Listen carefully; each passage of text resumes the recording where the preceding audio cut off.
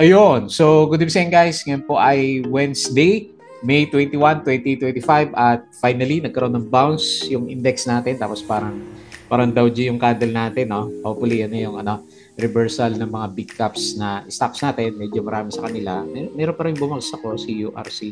Bumagsak yung price pero yung iba sina BPI, BTO. So, nag-bounce na rin. Ayan, so mix yung galaw natin, no? Pero nag-up yung index natin ng 0.60, ilan ba yan? 63%. Ayun, net foreign sale nga lang tayo. So 287.34 million net foreign sale pa rin yung market. Pero kahit pa paano maganda yung kandila. 6,375.35 naman. So yung galawan sa US kagabi is parang sideways at nag-drop yung iba. Tapos ngayon yung futures hindi pa rin maganda. Ano kayang inihinda ng US market natin? So yun na rin siguro yung catalyst, no, bakit malakas yung drop ng index natin kahapon. So nag-bounce naman siya ngayon. Tingnan natin bukas. Pero yung nabibilang natin na more than 1 billion, nabawasan ulit tayo ng 287 million. So halos 1 billion na lang siguro yung mga nandyan na net foreign buy. Okay? So ngayon, nabayagpag yung kung napansin nyo, puro mining stocks, sina EPX, PX, Nickel, SCC. So, yung mining stocks yun na may pag for today's trading. Kasi nga, pag bumaba si US market, tataas yung global prices ng gold. Ayan. So, sila yung nagkaroon ng follow-up. So, maganda ulit yung galaw ni APX natin. Congrats doon sa mga hindi na-shake out last time kasi laki din ng drop nito last time, di ba? So, ngayon, nag-up siya ulit ng 7.08% and meron siyang 7.80 million net foreign sale. So, ang dami nag-bounce ngayon. Macro Asia, nag-bounce din siya 5.56% pero wala siyang foreigners din. Negative 2.56 million. Tapos si ABA, nag-up ng 1.67%. Meron siyang 1.44 million net foreign buy. Tapos si PX, maganda nga rin po yung galaw. Nag-up siya ng 5.02%. Pero net foreign sale din, negative 5.08 million. ARA, so nag-bounce si ARA. Kala ko didiretso na to kasi di ba last time first annual income niya is okay siya pagdating yung first quarter.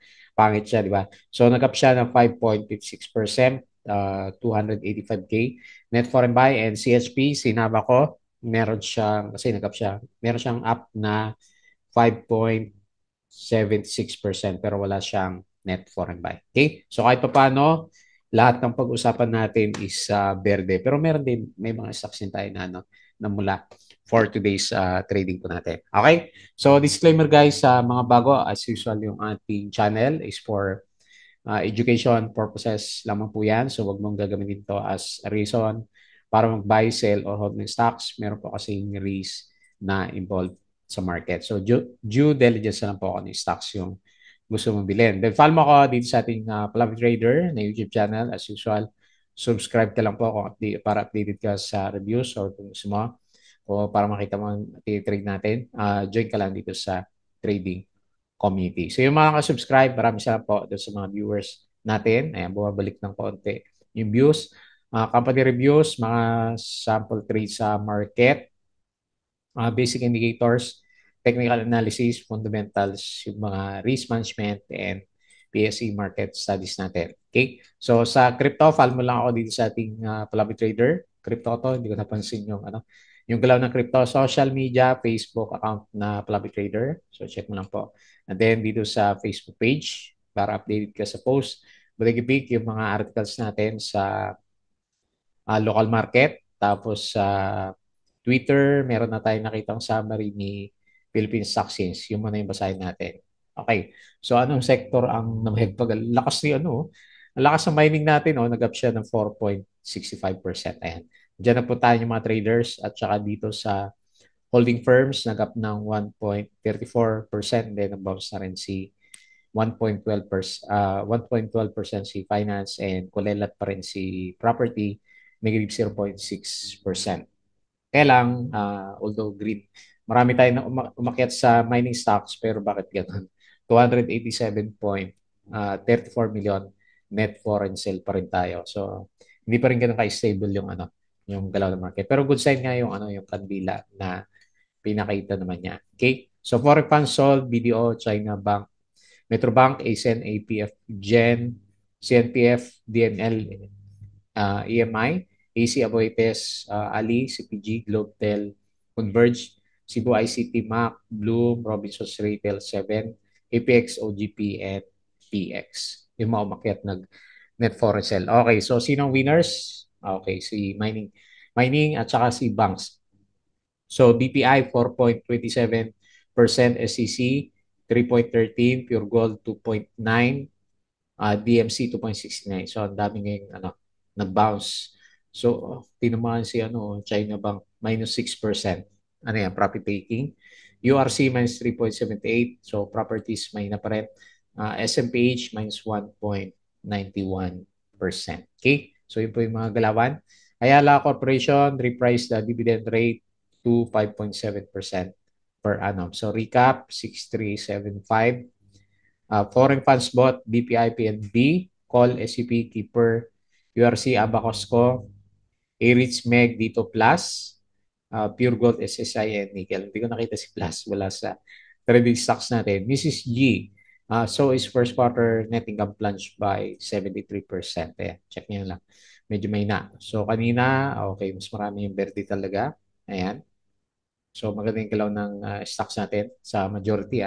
So Asian stocks gain amid continuous optimism over the possibility for trade deal between US and various nations. Pero dahil laglag na ng ilang araw yung US market, so makita nyo, umakyat ulit yung gold prices. So yan na po yung nagpa-spike ng gold natin. So SM Prime ano ba to? To build a 1.7 billion large-scale venue with the SM Mall of Asia Complex. Ayaw ng na market yon. Okay, so kanina medyo mix pa. Mapula ng opening eh. So Jollibee plans to further store rollout in Southeast Asia. PLDT still looking to monetize part of data center. And then BPI prices 5 billion Sinag bonds. Okay, so Ali, okay, Emirates, mga dividends na yata ito, ng ATI at saka si MBC, JCAP, ICE, Healthcare and Energy Market, NRCP plus 3% ng earnings. ABA, so maganda yung earnings niya. So, yun nagpapagalaw. PRC plus 89, TBGI. Ito, hindi natin nababasa si TBGI plus 565%, pero 282K lang. MB minus 40, daming earnings. So check nyo lang Apollo, Mark, Ventures, Treat, minus 1%, Call, plus, panalo si Call pa rin, no? Plus, dahil pa rin trade plus 13%, Ever, laki, from 500 million, naging 2.4 billion. So, ano yan, 400%. SCI plus 184%. Share buyback, Ali Fruit, Costco, Cebu, at saka si Robinsons Retail. So, Double Dragon, okay, maganda yung earnings yan, di ba? So, Emperador, EMI, first quarter profit miss on weak top line and elevated costs. Manila Water, up 13%. Ganda na earnings. China Bank, up. Bakit? Bakit nilaglag? Up 10% naman pala siya. Meralco, okay. RCB, plus 10% din siya. SSI, Trail Forecast, BPI, Jollibee, okay na yan. Converge, subscriber growth remains strong in first quarter 2025. Okay? Tapos yung galawan natin kahapon. JT Cap likes healthcare and energy, BREIT. Laki yung dividends, 18%. Why doesn't the market share your doomsday view of BDMPR? Okay. So, Bitro ni Bilyar, gold prices rise nearly 2%. Ayan. So, yun yung puro gold kanina umaga. Kaya, expected tataas yung mga mining stocks natin. Okay? So, yung ating Petro channel, yung mga gusto ng guide sa trading sa market. So, double check nyo na po. Sali po kayo dito sa group natin. Ayan. Yung mga mahilig mag-trade. Ayan. So, ngayon, balik tayo dito. So, buti naman. Nagkaroon tayo ng konti sports sa MA20. So, 5-3. Okay, hopefully. Kasi yung net sell natin, di pa rin ganun ka-stable. Hindi pa rin siya huminto. Minus 287.34 million. So, nasa baba tayo ng range. from 6,300 to 6,000, 6,600 na. So, okay, may konting hope. Tingnan natin bukas, Thursday and Friday, no? Hopefully, yan na yung bounce ng index. So, medyo mahina yung MACD formation. So, nag-up tayo ng 0.63%. Okay? So, nakita natin yung mga big caps. Winners, APX up ng 7.08. So, ang ganda ng breakout. Tapos si KP, pa, yung may volume na lang. Macro Asia, so nag-bounce siya 5.56, ARA 5.56 parehas, no? Tapos si PX 5%, IDC 4%, BPI o nag-bounce 4% din, nickel. So bumalik na. Pero pangit yung earnings na ito, no? Okay din pala, no? 74. So iba yung nakita ko pa ay yung annual pala yan. Okay. So hopefully yan yung rebound. May nickel, Apollo, nabuhay ulit. 4%, Sima, wala nang volume, SCC. So finally, nag-breakout siya. Tingnan natin. 3.13%, si Pure Gold 2.9, DMC 2.6 yan. Dahil pala ng bounce ngayon. No? So sino pa yung may volume? SM 1.97. Okay. So yun po yung mga movers. Losers tayo. Si yung may volume RCI minus 4%. So profit taking na pero tingnan mo baka sa Friday babanatan ulit si RCI.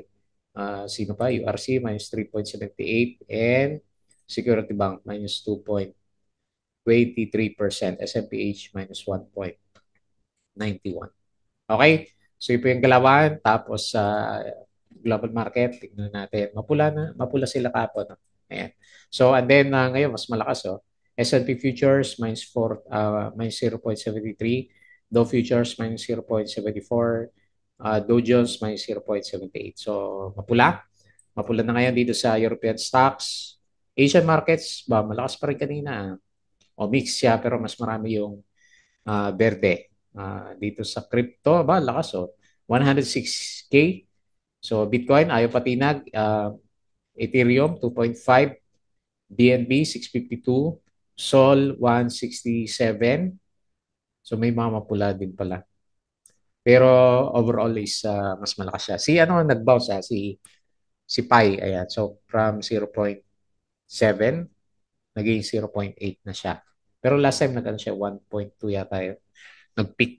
May konti siyang spike. Wala kasi dito si Pi. Pero minomonitor ko din si Pi Coin. Okay, so yun yung galawan. Balik tayo dito and quick review dito sa trending stocks.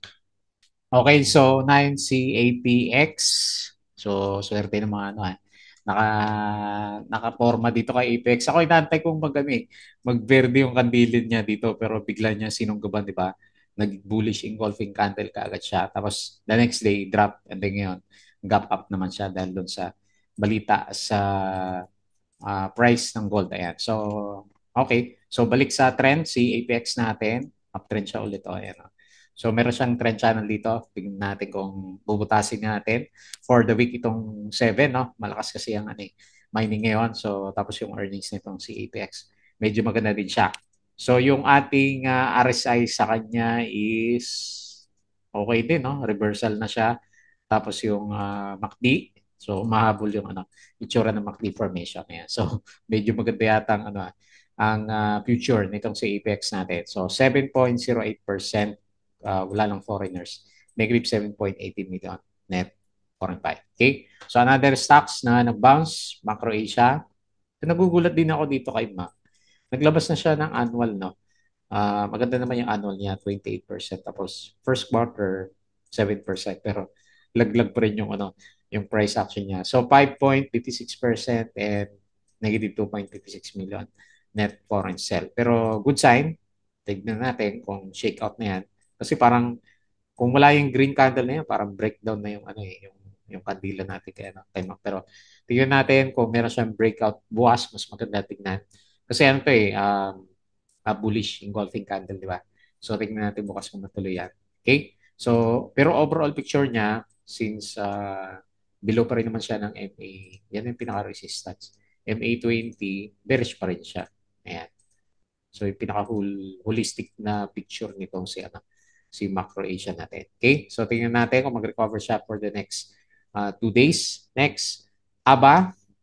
So, sinusundan pa rin niya yung trend na pinag-usapan natin kahapon. Ayun, maganda pa rin yung solid pa rin yung candle natin sa kanya. Hopefully, dumiretso si ABA para sa mga holders natin. Clone natin. Asan yung lumalabas yung ayan, yung clone.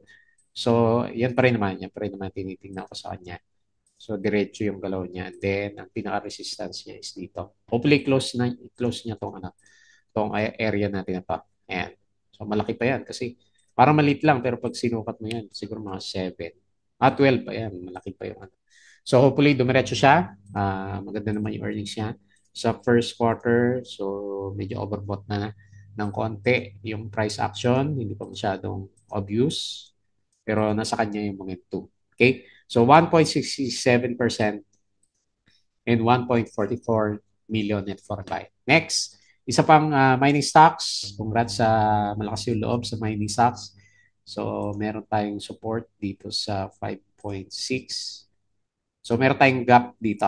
Ayan, tingnan natin kung i-fill niya for the next 2 days. 7 din, no? 7 din lalagay natin. So, 5.02% up. Wala siyang foreigners. So, negative 5.08 million net foreign sale. Ayan. So, nasa below pa rin naman siya ng RSI 50. Pero meron na siyang may reversal sign din siya. Mas obvious ng kaunti yung reversal ng MACD formation. Okay na ba yung first quarter? Ayan, nakabawi na siya. 13.83. Kasi ito, medyo pangit siya. Negative 20% yung annual niya. Yan. Hopefully, yung reversal ni PX. Next, ARA. Ay, sa ARA, medyo pangit kasi yung earnings niya. So, 5.56%, 285K net foreign buy. So, ito yung negative sa kanya. Negative 75%. Pero yung annual niya, 3,000%. So, ito medyo nanghina sa first quarter. Ayan, bumalik siya. Ano ba yan? Pero meron siyang andito. Ayan, so hindi pa siya nakaka-breakout. Abang-abang na lang sa breakout natin para kay ARA. Pero sa ngayon, nasa pa rin siya. Descending triangle formation. So, wala pa sa bullish side. Yung RSI is nasa 47 lang. And then, wala pa rin direction na paakyat yung MACD. Okay? And then lastly, si CHP, tagal natin hindi pinag-usapan to. Okay, so nasa recovery. Immediate resistance is 1.46. Okay, okay yung RSI, okay yung first quarter. Annual, medyo may na. Okay, so tignan natin kung i-breakout niya for this week. Marami palang breakout yung week na to eh. Pag natuloy yung mga nakikita natin na breakouts sa kanila. Okay, so 5.26%. Ayan. So ascending, yan ang pinaka-support niya, ascending triangle formation. So yan yung abang-abangan natin dito kay CHP. Okay pa, so yun lang, very quick review. So ang tagal gumalaw ng mga blue chips, so nababagalan din ako sa kanila eh. So may mga kaso mga bounce lang to is in BPI, di ba? Nag-drop, nag-bounce. So pero wala masyadong uptrend. So ang galawan pa rin talaga nandun sa mga small caps natin. So kailan kaya babalik yung foreigners? Ayun na lang muna sideways. Yung tingin natin sa big caps. So yun lang, bago tayo close, please don't forget to subscribe dito sa ating Palawan Trader na YouTube channel, Crypto ko to. Facebook account, Facebook page, Today Geek, Twitter, and Patreon sa mga gusto ng guide. Sali lang po kayo. Okay, so yun lang. Maraming salamat. Kita ulit tayo bukas.